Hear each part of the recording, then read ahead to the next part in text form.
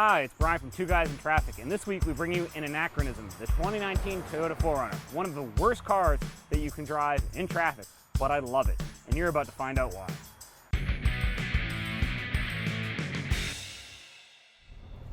All right, so we're here in the 4Runner, and we are rapidly approaching traffic. Yeah, not where this car wants to be. Summer, Friday, July, going to New Hampshire traffic. Yes. So it's going to be brutal. But do you see what's in front of us right now? An old school Toyota 4Runner. I bet you wouldn't see much of a difference. The same generation as this one. Yeah. Maybe, actually. I think that.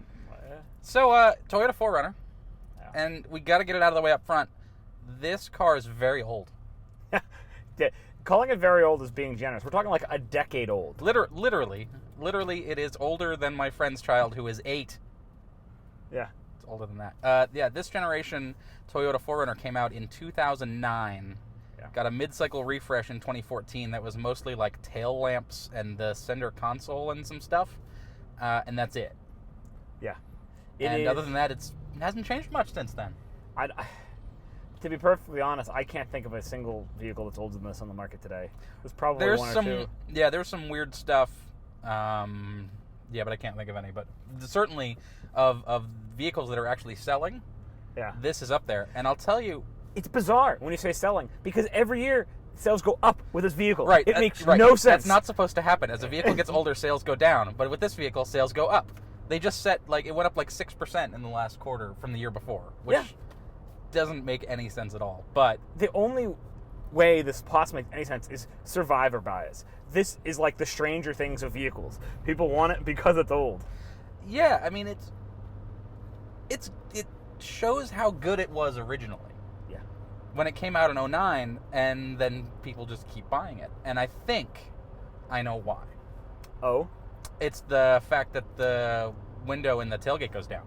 Yeah, that's clearly it. And I can't think of another vehicle where that happens. I mean, that is the defining characteristic of this vehicle. It is the one thing that sets it apart from everything else. And the hood scoop. For style points, it doesn't do anything. No. The non-functional hood scoop.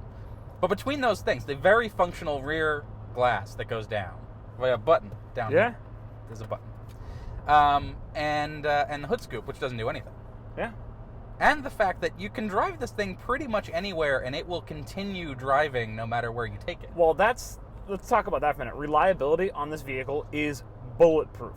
If you're the kind of person who values resale value and reliability, I can't think of a better choice, to be perfectly honest, because this retains its value very well. And look, that car right there, for example. Still looking fine. Air conditioning looks like it's broken, but it can put down its rear window. Which does help with moving air through and all that. And and it's, extremely capable, reliable. It's not a modern car. It's not the roomiest up here. There's a ton of room in back. It's actually not as roomy as most of your competition. When you look at the outside dimensions of this car and then you get in it, you wonder where all the space went. It went to off-roady bits and large body panels and huge chunky door handles. And probably outdated design where they weren't as efficient. Because I've measured this thing, for example, to carry skis in, there's not enough room behind the front seats to carry skis. It's shockingly small inside for how long it is. Yeah. But that's okay. I don't care. Yeah. I mean, the list of reasons not to buy this car is extremely long. Oh my God. This makes zero logical sense. If you're considering buying this car because you want some feature, or you want something comfortable, or fuel efficient, or whatever, don't buy this car. It doesn't have any of those things. No, but it has emotion, and that's why people buy this car. Yeah, it's got history. 4Runner, it's been around for a while. Toyota is very good at building off-road vehicles that have been for years and years and years. You got this, you got the Tacoma, and the Land Cruiser, all extremely good off-roaders of today and yesteryear. So I like it a lot. But the reasons not to buy it are long. So let's go down the list here. Okay, so grab the thing, and let me run down some features, and you tell me if they're on there. Okay. Let's say adaptive cruise control. Nope. Okay. Blind spot monitor. Nope. Okay. Lane keep assist. Nope. No. What about auto high beams? Nope. Auto windshield wipers? Nope. Auto anything, basically. I can't think of anything here that's automatic. No. It's got power seats. Yeah. Yay. Power seats, that's good. If you look at the safety feature list, it's basically all the things that are mandated by the government. Exactly. That's ABS, anti-lock brakes, traction control, stability control. airbags. It's got airbags. And latch anchors for car seats. Yes, all those things that are required. Other than that, it has daytime running lights. Yeah. There's a button here that says DRL. And if safety is a priority, don't buy this car. The crash test ratings, not good. I mean, they're not the worst. It's got 5 stars You're on right. side impact. A previous generation of this car once got 1 star in a crash test rating. So it is 400% better. It is better than that. If you're the passenger side overlap, 3 stars. That's not great. No, not ideal. Yeah, so there's a lot of things. Okay, let's look at other features that you might want if you were going to have this as a daily driver. Okay. USB ports. How many we got? 1. Oh, that's not very many. Climate control? Nope. Well, it's got a knob. Oh, it does have. All right, so points that I like emotionally, I do like the chunky knobs. It's got a big knob. You can use those things with gloves. It's not automatic No. climate control, but you can. I want to be warm. I want to be cold. Those are your choices. Yeah. And then you got a big knob for the fan. I want Yes. fan on high. I want fan on low. Okay, fine. The big chunky knob in the middle to tell you where do you want the air to blow. Yeah. Okay, those are the only questions you need to answer. And apparently, you need a recirc button that is the size of Montana. Yeah, over here. I don't know. Well, they why got to it's- take up space. I mean, you don't want a little recirc button. No, here. you want a big one. And you don't even need to press it because you spin that to max AC and it Right. turns it on for you. Right. And then you turn it on. Fine. You get a big AC button, which today, because it's 84 degrees and more humid than Florida Yeah. here in Massachusetts on our way to New Hampshire, it does have a lot of 12-volt power adapters. Yeah, and it does have Cigarette a lighters. 110 volt in the back as well. Yep, it does do that. 400 watts. So I took this camping last year for a week, and we were able to recharge all of our things using the 12 volts. It does have quite a bit of juice. Worked well. Yeah, and you can haul a bunch of stuff because the back is pretty roomy. Yeah. It's not uncomfortable, but the steering is not what you would call precise. It floats all over the place. Yeah. And Well, handling is just not inspiring. When this one specifically has the upgraded suspension for $1,750. what's it called? There's a name for it. Yo, I'm sure there's a name. Kinetic Dynamic Suspension System, KDSS. Oh, excellent. Which actually does help a lot because without it, it's got a very soft suspension. It just floats. When you hit the brakes, it nose dives. And the brakes on this are super grabby. Just touch them and Yeah. brakes on or off. Take your pick. And after all the complaining you did about the suspension on this car, I didn't find it that bad at all. Because you have the You upgraded, have the upgraded suspension. So buy that, and then you're that good. helps a lot. For if you have Yeah. the 1750, it does help. Yeah. Steering wheel, it's got giant buttons for hanging up your phone or picking up your phone. Yeah, And I don't know that the kids these days are actually going to know what that is. I doubt it. It's an actual telephone. And then there's the speak to me button, which doesn't work. The display button, talking about the dash. Okay, so I got digital speed and the eco monitor right now. I don't know what that does. I think it's showing me what wheels are being driven. Oh, goody. Or Yeah, so something. speaking of four-wheel drive, it's got a stick on the floor that goes directly into the transfer case. You can feel it. When is the last time you saw a stick on the floor? Yeah, there aren't a lot of those around. Cruising range, 235 miles Though left. You can get an automatic four-wheel drive system in the very top trim. Okay. If you're Why that would you person. buy that instead of the TRD off-road, which is the only one to get? The TRD off-road, and people are paying above sticker for them. I mean, it's a... If you want to go off-roading, actually, this is one of the best vehicles you Well, can speaking buy. of sticker, so what is our total price? Oh, $43,235. Excellent. After destination. Yeah. Okay. That's 43 grand. That's now honestly I think that's competitive because I parked this yesterday next to my friend's new Jeep Wrangler JL. Okay. Similar size, similar price. His has less room in the back seat, less room in the trunk, less room for storage and everything, but the roof comes off. Yeah. Which is pretty cool. I think pretty comparable off-road capability. That's really the only comparison to this vehicle as far as I can tell. Other than that, any crossover, this is one of the last body-on-frame SUVs. Any crossover you get for that price, infinite more value. Yeah, I mean, you can get the only other body on frame sort of things are like the Tahoe Yukon Right. Thing, which is way bigger than this, and way more money. Yes, it that is. starts at $60,000 or something. Yeah, so that's not even a comparison. Those the Isuzu, those ancient. are gone. Yeah. They're not making that anymore. So this is it's a car out of another time almost. An anachronism. Yeah. Which maybe is the charm. There's nothing to compare it to. Well, that's why people buy it. If you want an old school body on frame SUV where the nose dips every time you touch the brakes, this is it. Yeah, I mean, okay, so I'm looking behind us. There's a Jeep Grand Cherokee, which is sort of, kinda, but that's more luxury focused, I think. It is more luxury focused. And more money as a result. It's a better vehicle all around, though. Yeah, but the rear window doesn't go down. And it doesn't have a hood scoop. Yeah, so I will admit, And it doesn't have big knobbies. I'm going to tell you guys all the reasons you shouldn't buy this car, right? But after I had this for a week, I'll be honest, I wanted to buy this car. Yeah, but and I really like it. But when I was camping, it's a perfect camping vehicle. You can put all your things in here. You can go off-road when you're out west in the desert and just take it up into the mountains.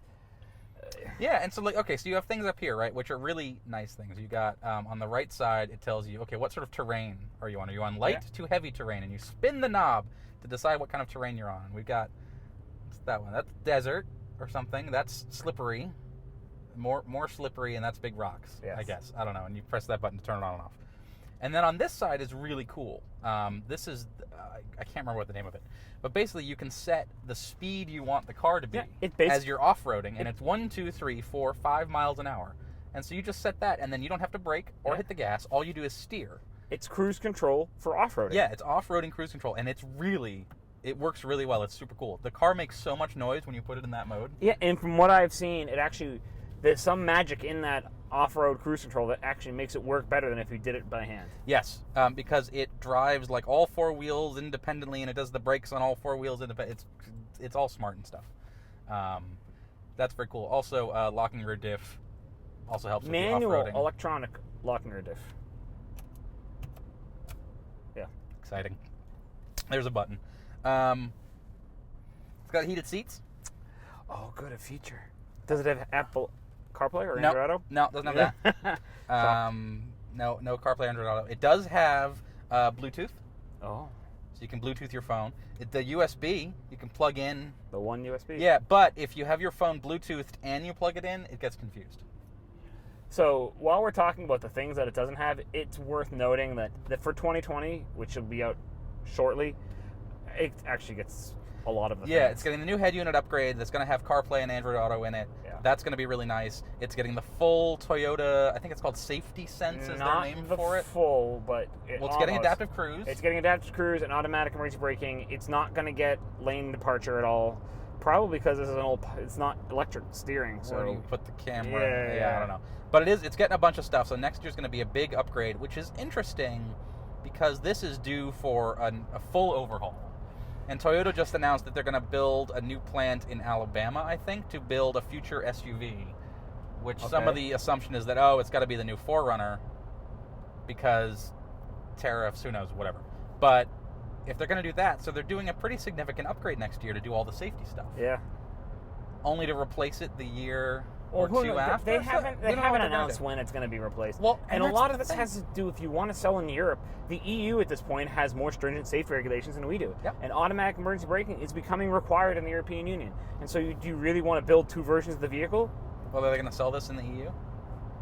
I wouldn't think so. But I don't know. Who knows? But, this is fine. I don't care. But next year, it is going to be the one to buy.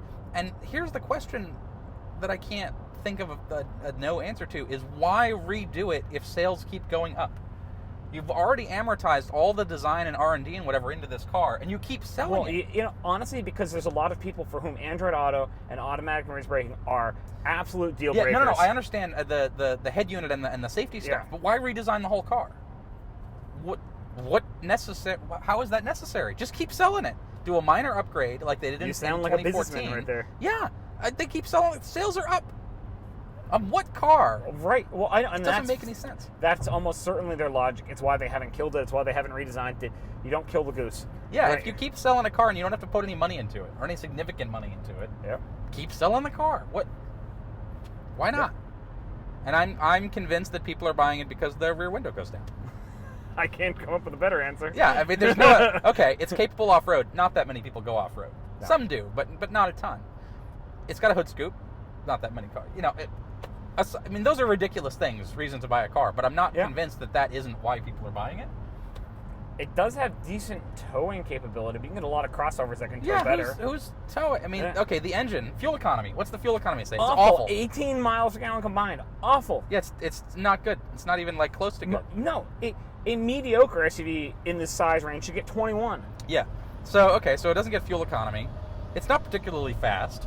It's actually quite slow. I tried passing someone going uphill in this car, coming out of Death Valley. I thought I was going to die. I floored it. It went nowhere. Well, and also Toyota, this isn't turbocharged or anything. No. So you don't get that like you do with the EcoBoost with the Fords and all those things. So especially at altitude, I used to live in Colorado. This car was way down on power, but they sold tons of them. Okay, fine. So there's no great reason to buy it, but I can't think of reasons to not buy it if this is the sort of thing you want. If you want an off-road capable large SUV that the roof doesn't come off of, you buy this. And if you do want the roof to come off, you go get a It's Wrangler. not even that large of an SUV. It's midsize, and I'm going to say this again. The interior dimensions on this are not spacious. Yeah, I mean, you don't have a ton of like hip room and leg room, and you had not to slide much length. You can't fit Yeah. gear in the back. Actually, the back cargo area looks physically bigger than it is. You can fit a decent number of bags, but in terms of with the seats down, the length of storage, not great. You're not fitting your skis, right? Yeah, I mean, that's a big deal to people who buy this car. And if people say use the roof racks, this thing's taller than you think it is. Getting things onto the roof racks, it's up there. Yeah, so what you're saying is that it's smaller on the inside but larger on the outside. Yeah. It's like the opposite of Hermione's magic bag. Sure. It's smaller than it looks, It is much smaller. but is than it bigger looks. than you think. Yeah. Okay, I'm glad we got that worked out. And for the price point, there's so many other options. If you don't- $43,000. At 43 grand, so many options that have more space, much better on-road handling, better safety, More comfortable. Yeah, more comfortable. You name it. Yeah. More everything. Yeah, but it doesn't have a knob that lets you choose how fast you want to drive when you're going off-road. I think there's a lot of people who buy the car because it's simple. They get in, they see a traditional shifter, they see the knobs. They're like, okay, I know how to operate this vehicle. Big knobs, yes, those are good. Yeah. You got, I want recirc with a button the size of Montana. All right, let's hit that. There's a clock up there, a real, with an hour and minute button. Yeah. I don't know why, whatever. It's got a mirror. It's got a rear view mirror you can see behind you. This car will go to 200,000 miles without breaking a sweat. It's got a steering wheel. Lets you turn. When you sell it, you're not going to lose much value. No, it's going to hold a lot of value. Over here, there's buttons that allow you to change the way the exterior mirrors are pointed. Oh, goody. Yeah, it's got that. Over here, there are 4 buttons to roll down the windows. Yeah.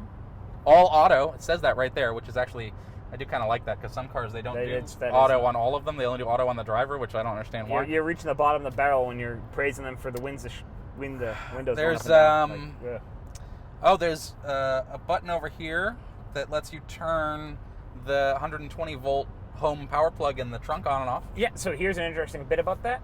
The rated watts on that are not 400. Sort of. It's only that after you start the vehicle, but before you move it. As soon as you shift into drive, the wattage drops dramatically. Really? Yeah. It doesn't say that on the button. It says 400 watts on the button. I understand that's what it says. Okay. And believe me, there's some indicator on there that'll tell you when you turn it on. I think it's the colored light or something. Oh, yeah, it's orange now. Yeah, well, that's Okay. right. And there's another button that it looks like, I don't know what that does, but it's got a little windshield wiper with a thing. It looks like a electric heated windscreen. I don't know what that I don't know what that button does. It turns orange when you press it. Okay. So there's a button for that. Is it the rear defroster, maybe? No, that's over here. Oh. I don't know what to tell you.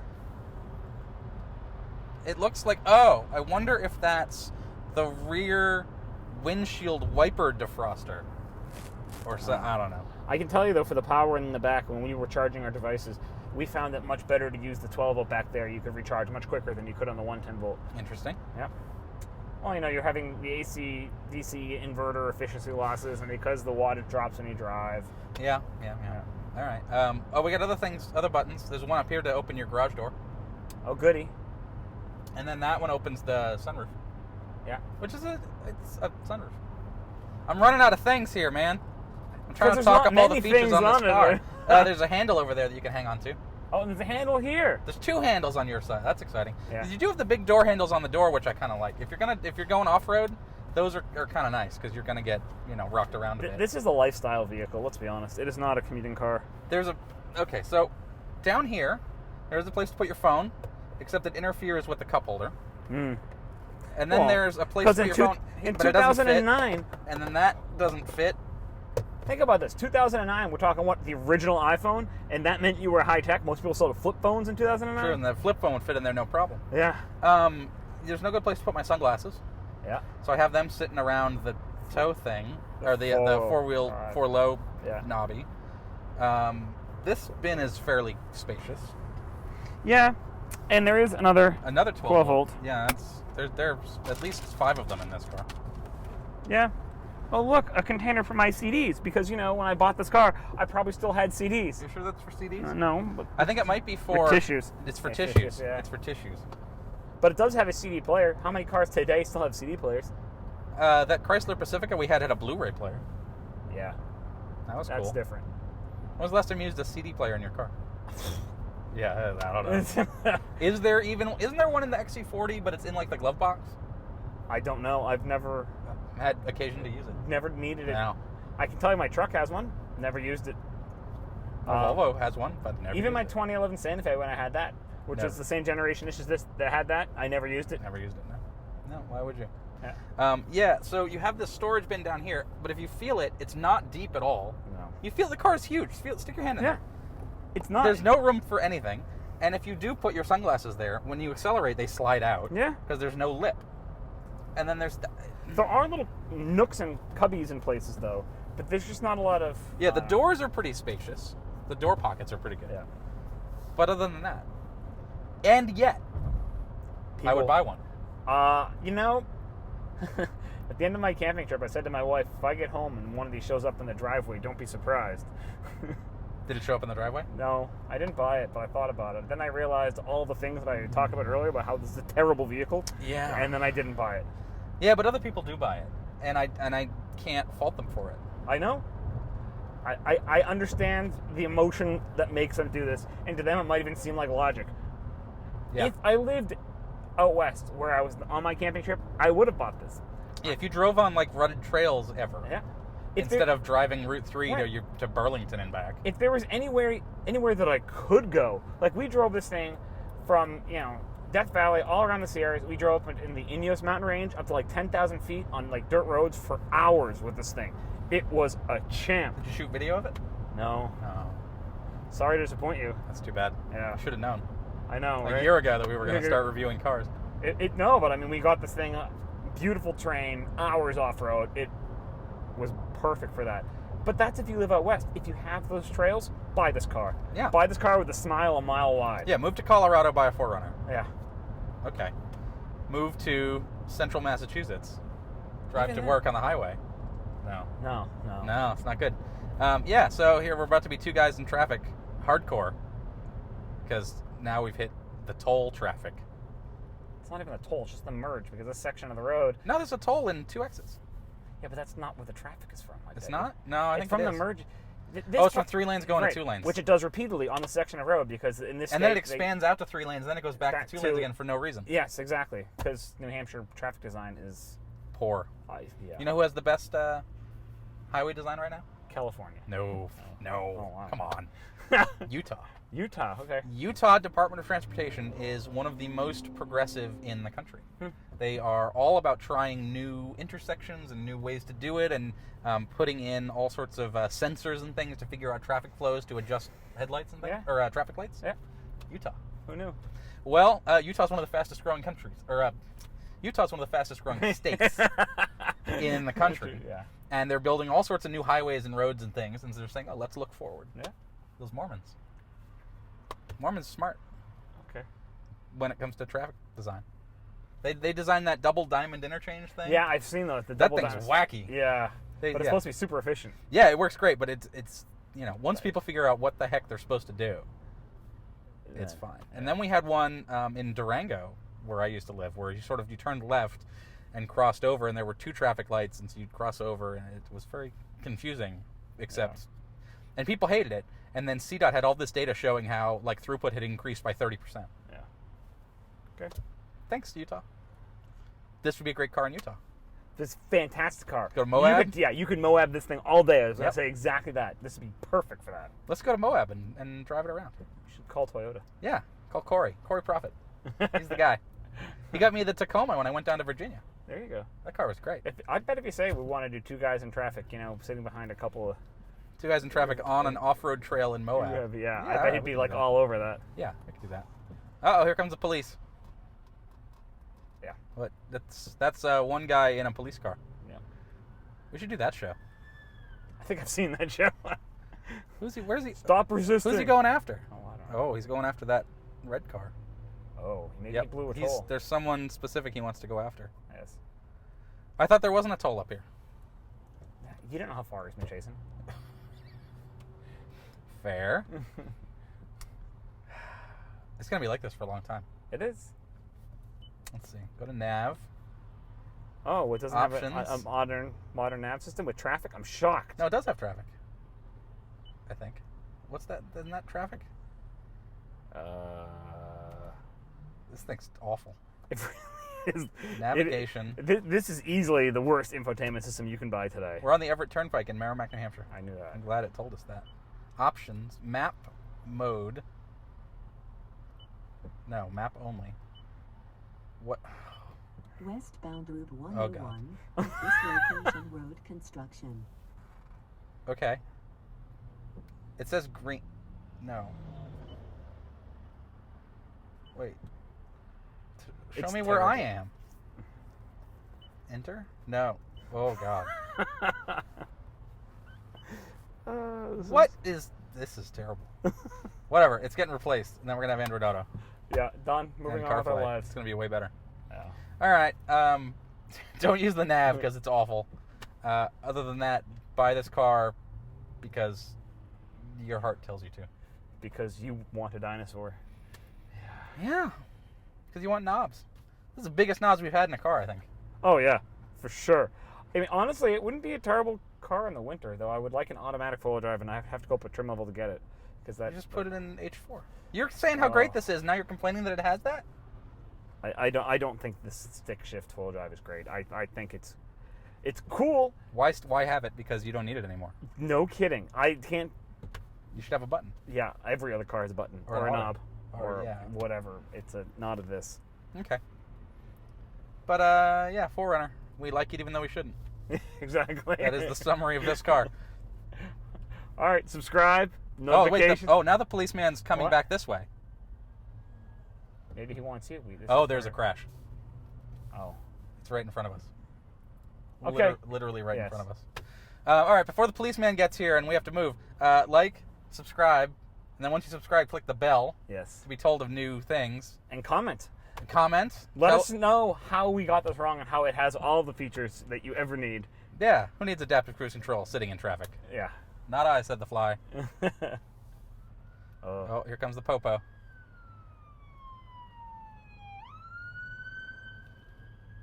Maybe that's where he was going. I think that is exactly where he was going. Oh, there's 2 policemen. And a crash. There's something going on. Anyway. Yeah, fine. Like, subscribe.